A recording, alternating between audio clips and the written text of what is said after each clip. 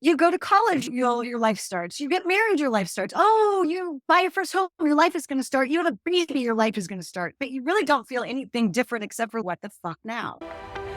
Welcome to Now What? Hi, I'm Melissa, your host, and you're listening to Now What, the podcast that dives into the heart of midlife and all its twists and turns. Whether you're feeling lost, bored, or just wondering what your next move should be, believe me, you're not alone. So join me and let's navigate this midlife maze together. Okay, everyone. Welcome to the Now What podcast. I am super excited for today's guest. Oh my gosh, we are going to get into it. She is a bundle of energy, a shining star, mom of two, incredible Pilates instructor. If you want your ass literally kicked, you need to hire her. She's the queen of and responsible for getting me back into the fitness world. So I have to thank her profusely. She is Anna Christina Newby. That intro. Thank you, my queen and sister. Welcome to Now What? Thank you for having me. I'm so proud of you. I'm so excited to be here. Oh, you're so cute. So let's give all our fans a quick history. And I really want to with you. I love your story, like your evolution, and you're just doing awesome stuff. So I want to get into that too. But okay, Anna Christina and I met. Can you believe it was 20 years ago?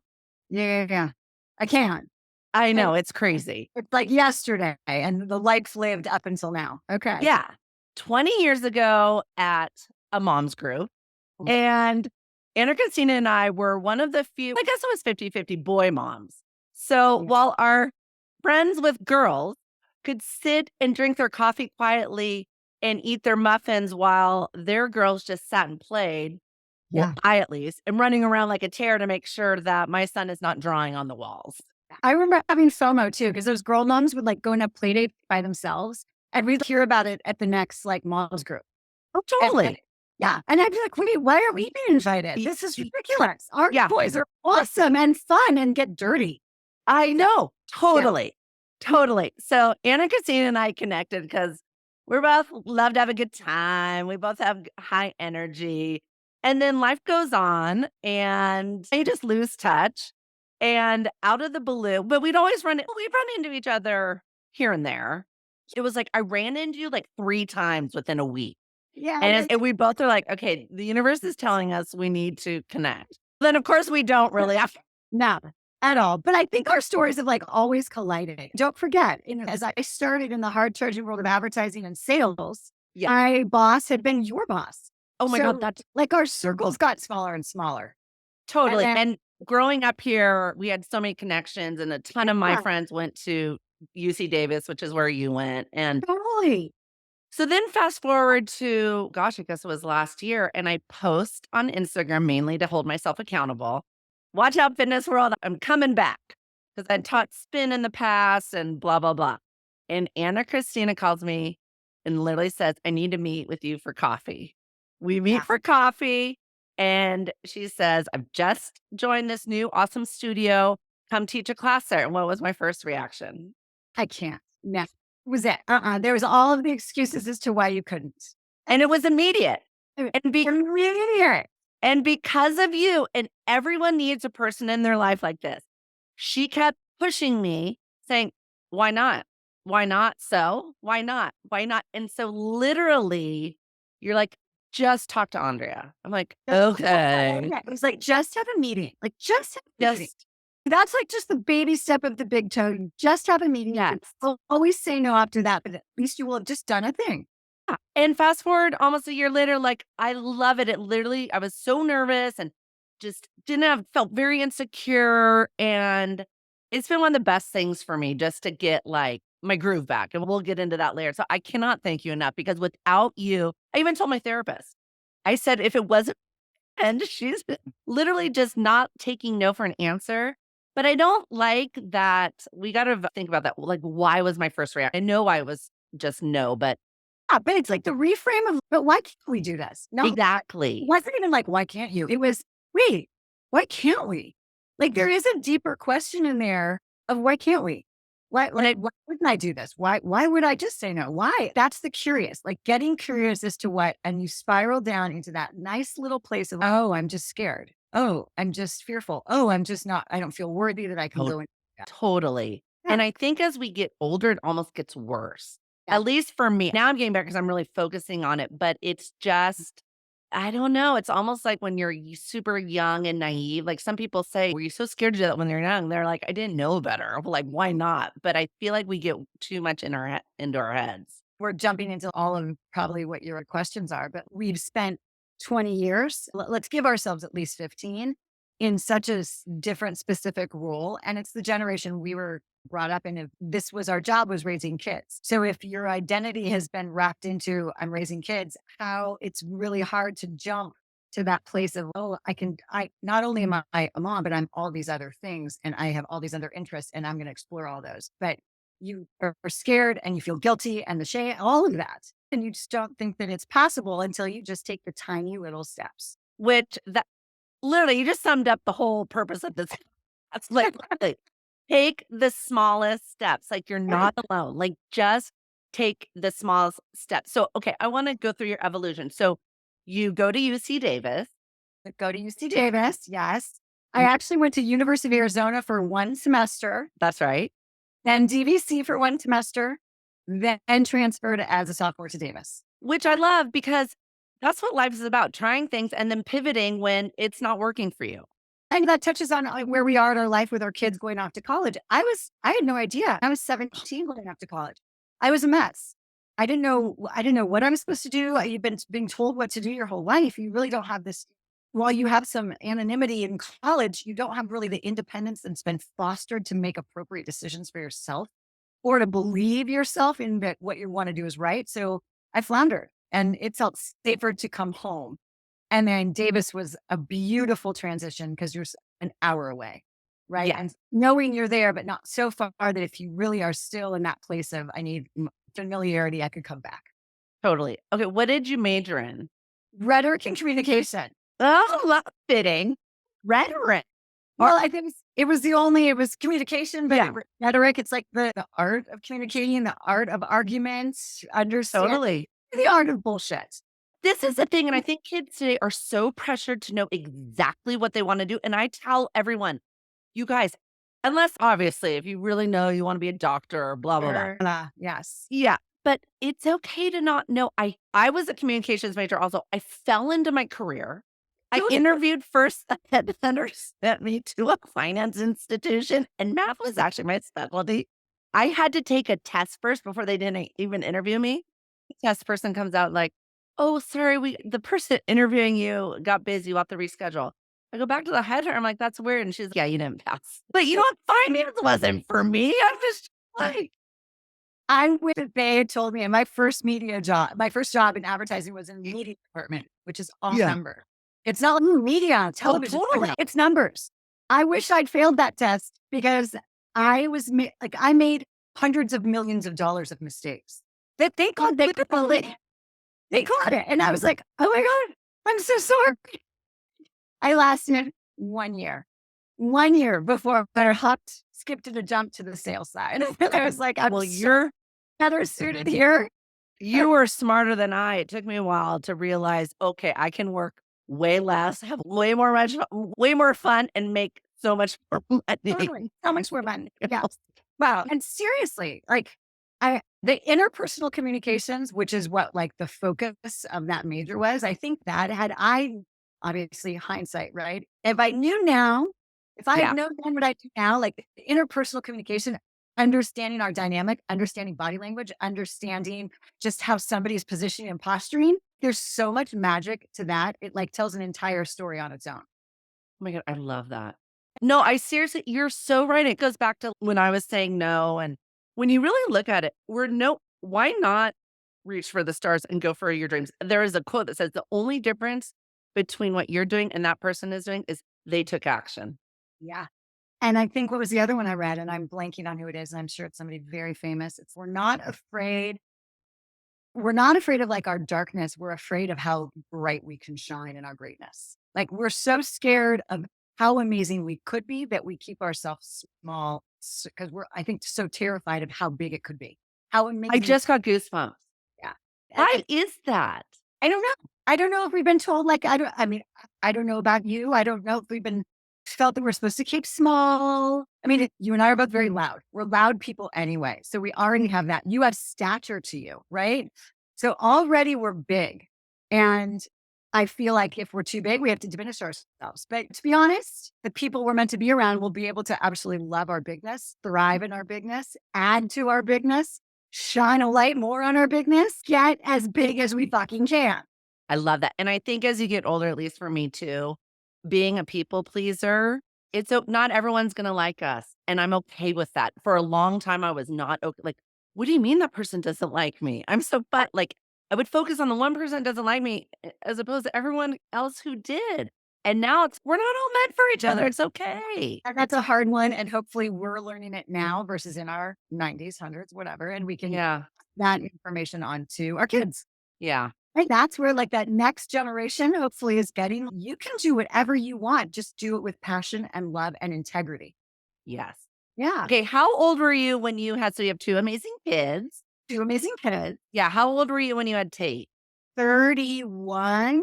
Okay. Maybe it's 30. Gosh, I'm doing the math right now. I know, believe me, around early 30s. Yeah, early 30s. And then I had Chance. I turned 34. So she just had her birthday on Thursday and I'm this coming Thursday. So I saw that. Oh my right, third on 10th. So that was fun. I turned 34 when I had her. God. Uh, Were you working up until the day? Were you still in sales? I was, gosh, we've done so much. So I got married when I was 25 to obviously Kevin, right? To Yeah. his kids. We got married. We moved to New York when we Oh, were, that's right. yeah, we lived there for a little over a year. We came back. I came back first and then he came right back 5 days before September 11th.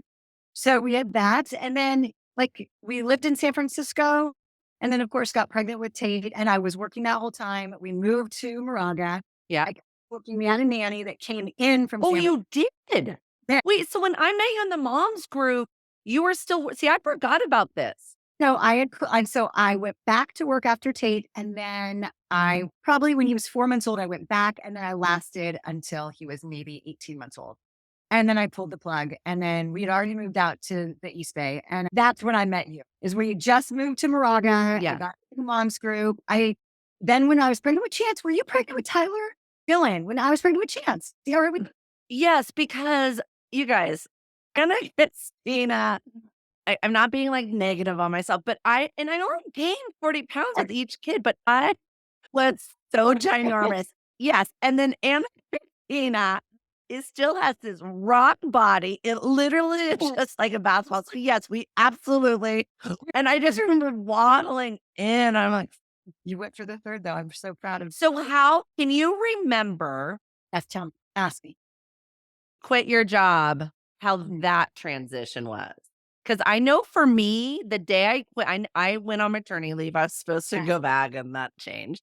And the day I quit, I was relieved. And the day after, I woke up crying and I called my dad. I said, why did I go to college if I am now just going to stay home and stare at this? Oh, yeah. Do you remember how you felt at all? I think that's why I went back when he was 4 months old. Like I took those 3 months and was, what is this now? I was really freaked out even when I had Tate. Like you give birth to this child and you're supposed to have this feeling of elation. And Yeah. I was like, oh my God, what is this? And like the world's going on without you. And you have to find your way back into that in a totally separate role that and you don't even know what you're doing. There's zero guidebooks for that. Zero. Zero. You think it was like postpartum looking back? Oh, I think Yeah. Bill look good. I like you go to college, your life starts. You get married, your life starts. Oh, you buy your first home, your life is going to start. You have a baby, your life is going to start. But you really don't feel anything different except for what the fuck now. So then you're like, okay, I guess maybe I'll go back to work. Maybe I'll have 2 kids now, right? Like you keep trying to reach for that thing that's supposed to be that safe place again, right? That you reach Yeah. place, you're like, oh, now I feel complete. The word I'm looking for. There is no complete. It just keeps going, right? So I went back to work trying to have that feeling of I can do it all. I can have the baby and I can still also feel like I have a life. Yes. And I'm not the kind of person at that point that could do that, either of them well. Oh, me either. I would have come home and unleashed on my family. Like, Yeah. I couldn't. I thought before having kids, I was the same. I'm going to do it all. I'm going to have the career. I'm going to want adult interaction, which I did. And that actually changed the second he was born. And then my husband, Shannon, almost had a heart attack. Whatever, say love me. We'll figure it out. Okay. So then as your kids are growing up, Uh-huh. what in you, you've always been very active. Were you teaching a daily method before you got certified? Right. So we moved back from Chicago or from New York. We stayed in Moraga. Then we moved to Chicago. And I think what really happened is that we sold there was a lot that went on in there. Yeah. Like living in Moraga, then we bought a bigger house. Then we tried to sell the other one. We hit the market in a worse time. We couldn't sell one. Then we're like owned two. We moved to Chicago for a job. It Right. was the kids. Tate was going to be in first grade. Chance was going to be in kindergarten. It was like a whole new world trying to set up in Chicago. And I remember our third year there, like I'm slowly declining in the catatonic phase of like mother adulthood. Like, what the hell? Like, Kevin would go off to work. I would drop the kids off to the school at school. I'd go to the gym, and then I would come home and I'd literally like not know what to do with myself. Yeah. I would sit, I would do laundry because at least I'm doing something. I'd vacuum, and then maybe those chores were done. And then I would wait for pickup. Which So to I me, would that's so depressing too. I mean, it was nothing. So I was walking one day and I literally passed the Pilates studio, Flow Pilates, and I looked up, I'm like, take a class. I took one class. I'd never done it in my life. I took one class. And I walked out and I looked up again and they're like, teacher training. I'm like, I'm going to train to become a Pilates instructor. And I came home and I had to, believe me, a series of, I'm going to do this. And I do it for 2 days and then it's done.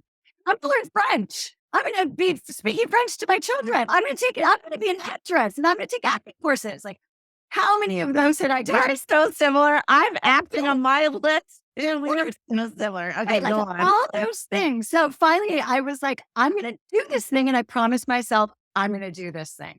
And I did that thing. And that was really the start of the first moment of like worth I'd felt, I think, in a really long time. Like I did a thing and I followed that thing through.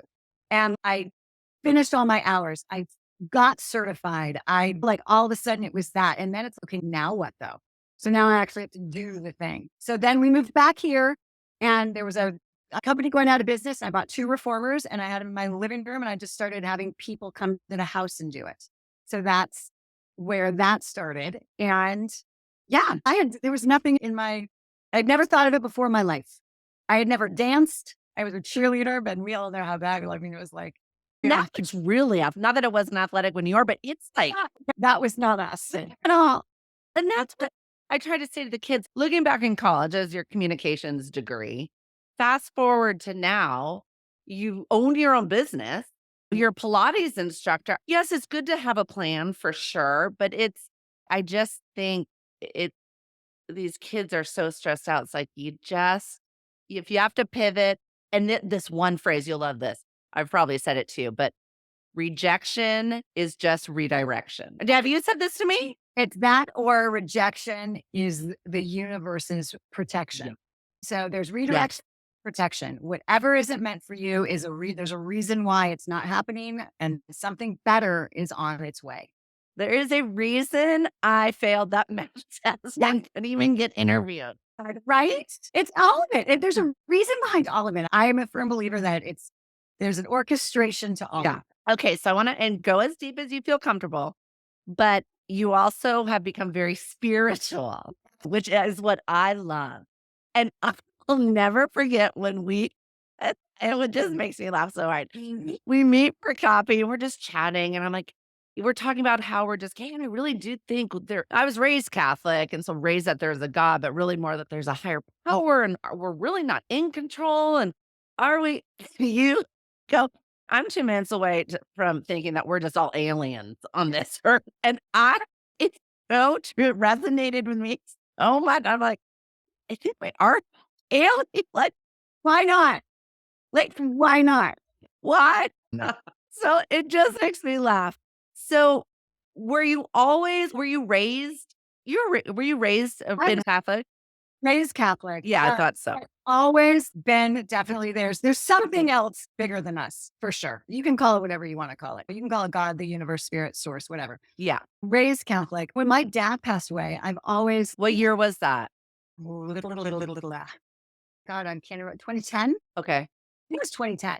We had deaths in 3 years. My father-in-law, my mother-in-law, Oh, and my dad. oh, that's right. We had 3. We had a whole bunch of stuff. You wonder like how I got. We had the house fire. We had Kevin's cancer. Oh, We look had at the that. we had all this stuff, right? So Yeah. in all of that, I think all of those types of things are meant to launch you into realizing that you have no control over this. We like to think we have control. There is no control. The only control we have is that there is none. There is a higher power that we're all connected to. This is what I believe firmly. Yeah. And like when you surrender to that, it is guiding you to your best life. And you can feel it. Like I walked by that Pilates and there was no, I was nervous to sign up and take a teacher training. When you know your body's like, woo, that, and you follow that. And I think we've moved away from trusting that for so Yeah. generations. And I think actually we're finally coming back to recognizing, oh yeah, that doesn't feel right for me. That feels like a no. And or it doesn't, if it doesn't feel like a oh my God, yes, it's gonna be a no. Yes. So I remember I was at a dinner party this one night and I was talking to this guy there and I was like, do you believe in coincidences? Don't you think there's something bigger? There's gotta be a reason. And he was like, you need to start listening to Abraham Hicks. Oh, And really, that's what started this whole thing. no way. That's what started this. I'd always, when my dad passed away, I called a psychic. I had her on speed dial for years. And there was just things that there's not a chance in hell anybody could know except for somebody communing to the other side. So I am a huge believer in all of that. I am learning now, you can't ask these people to live your life, but you can have them give you breadcrumbs of what might be the best way for you to live your best life. Oh, I Right? love that. Yeah. Like you can never put your power of your life in someone else's hands. You just can't. And I think Yeah. so many people do. Tell me what to do. Tell me what to do. You have Yeah. to figure it out on your own. Everyone's on their own path. Do you feel like most of the thing of the big decision, you've always known what the answer is, but we spend so much time fighting it almost? I think you just answered your whole question. Like, Yeah. you already know the answer. If we weren't scared of the answer that we don't want, we would just be like, yeah, I already know. It really comes down to it. There's this awesome psychotherapist that was like, let me tell you, I could save you 60 grand. The problem's you. Oh, totally. Oh, like, at the end of the day, it's your issue. Like the triggers aren't the other person triggering you. The trigger is you had. It's your shit. Yes. It's your shit. Yes. It's not triggering me. They're doing something that's triggering something inside of me. What is that something? Oh shit. I still have a worthiness issue. Oh shit. I still have a money issue. Like blah, blah, blah, blah, blah. It's all of it. It's always us. That is so important and so true because I used to be the type also who would take everything personally. Oh, they don't like me because of this. They don't like me. No, everyone is going through something. Everyone has a story. It's their own thing. You don't have to be liked, but it's not a personal attack necessarily. Well, there's that book. I don't know if you've read it, that Don Miguel Ruiz, The Four Agreements. That's I have it. It's in my stack by my bed. I know. Oh, you should see mine. I should walk the computer just so you can see it. That's my I'm starting lesson. to look crazy. No, you're not. You know what? You'll start to weed them out after a while. I do have a pile that I'm actually going to go drop off at the giveaway. But I'm like, oh yeah, I don't need this anymore.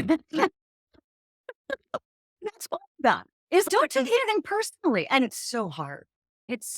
And we're taught to take things. We're taught sometimes to take things personally. Oh, you better go. They're mad. They're upset. You better go do that, or they didn't. What did you do? And that's why you weren't invited. What did you do? So we're raised at times within all parts of society to take things personally. So we're all sitting here unlearning all of that. Totally. Yeah. So what is I literally could talk to you for hours. I used to like That segued. I don't even know if I've answered your question. What am I woo woo about? That's what started my woo woo. No. And I've Yeah. gone from Abraham Hicks, who is a channeler of the entity that is Abraham. And I've gone, God, like listening to light workers and star seeds and Pleiadians from other universe and star systems and understanding what's going on in the world and having my Akashic records opened and read and channeling myself and drawing cards myself and really tapping into my intuitive sense, knowing that we are all part of something. Not only are we all part of something bigger, but we truly are all connected. And understanding your energy, seeing how our energies are working, really understanding the energy we want to be around. If people don't believe in the woo woo, I challenge them to stand around someone that makes them feel off. That is energy, feeling energy. And when you are in that energetic space of someone that really gets you and sees you, you are like this right now. Yeah, totally. Enough of them. I literally could talk to you for hours. Like, I know. seriously, we could go from Mars to Earth and back. What I love and one of the messages I want out of this is it is never, and I see like in just you've always presented such a positive energy 20 years ago when I first met you, even though we were probably all in comas and exhausted. Always a great laugh, but just you always this is a compliment, so I want to make sure I'm getting it out. Is just you've always presented yourself wonderfully and you've been a joy to always be around, but you seem so clear and grounded and like your desire to learn, it's infectious. And you just have this like aura around you. And it's really incredible. And it's never too late for It's people. not. But I also have to say, it's not been easy and fun. I've gone through a lot of, Yeah. I have gone through the death. I've gone through heartbreak. I've gone Yeah. through divorce. I've gone through cancer.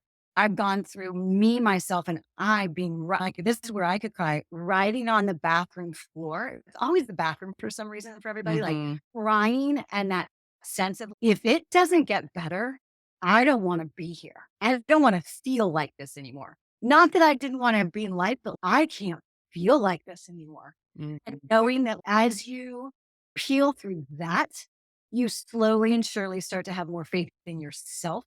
And that's the biggest thing. Like, that's what brings me to tears is that we put so much faith in other people telling us the answers and showing us the answers and so little faith in ourselves.